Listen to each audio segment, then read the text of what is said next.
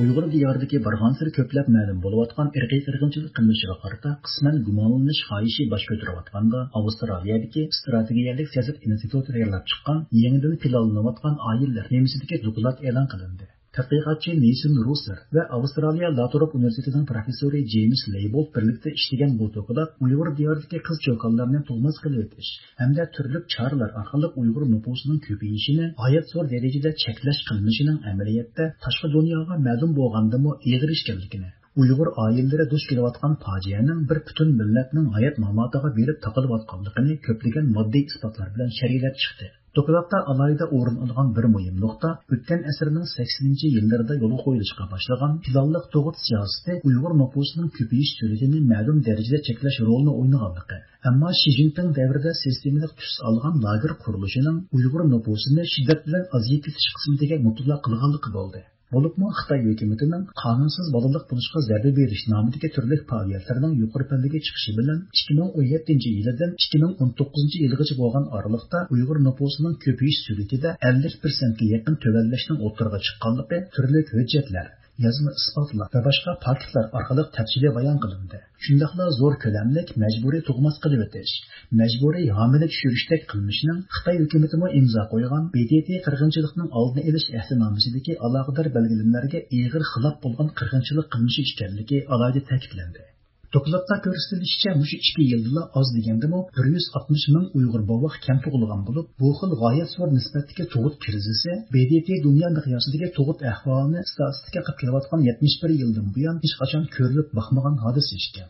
Hatto dunyoga ma'lumlik Rwanda qirg'inchiligi yoki Suriyadagi ichki urush mezgilidami bu xil zo'r nisbatdagi tug'ut chekinishi ko'rilmagan ekan. Amerika Kengash palatasining a'zosi Marko Rubio dokumentdagi bu nuqtani alohida tilga olib, o'zining Twitter betida ham berilgan. Hamda bu hol Xitoy Kompartiyasining nishoni Uyg'urlar va boshqa musulmonlar jamoatini butunlay yo'q qilib o'tish ekanligini ko'rsatdi degan. Mazkur dokumentning avtorlaridan biri bo'lgan Neson Rus bo'lsa, vaqtda muxbirlarga so'z qilib, bu hozirgacha ma'lum bo'lgan tarixdagi eng zo'r nufus tubanlishi hisoblanadi. Bu hol Xitoy hukumati ijro qilayotgan oilalarni qayta qurib chiqishga doir siyosatlar, bostirishlar va ijtimoiy kontrollikning qaysi darajaga borganligini eng jonliq namoyon qilib berdi degan. Bu qatimqi yangi dokument asosliqi tadqiqotchi Adrian Zenit to'plagan munosabatlik uchurlarni muhim manba qiladi. Buningda Xitoy hukumatining Uyg'ur qiz-cho'konlariga homiylik tushirish, tug'maslik operatsiyasi qildirish, taqsimon uzuk silishga majburlash qatorliq tadbirlarni qo'llanish orqali Uyg'ur nufusini g'arazli holda normal ko'payishni to'sib qo'yganligi. Buning bo'lsa Xitoy hukumati yillardan buyon ijro qilib kelgan Uyg'urlarni assimilyatsiya qilish urinishining eng yangi taraqqiyoti ekanligi shohidlarning bayonlari bilan birlikda texnik kuchli bayon qilindi.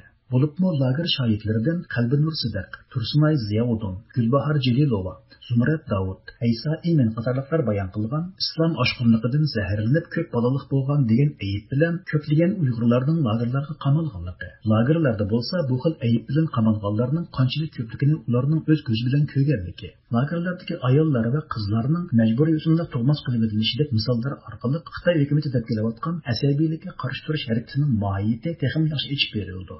Mazkur dokument e'lon qilingandan keyin Birlashma Agentlik, New York vaqti gazeti qatorliq ko'plagan axborot vositalari orqama-orqadan obzor maqolalari e'lon qilib, bu vaqtda keng bas munozara qo'zg'adi. Bo'libmi Xitoy hukumatining Uyg'urlarni millionlab lagerlarga qamashdan sirt endilikda bu qadar bir qabiihlikka qo'l so'zganligi har sohaning kuchli tanqidiga duch keldi.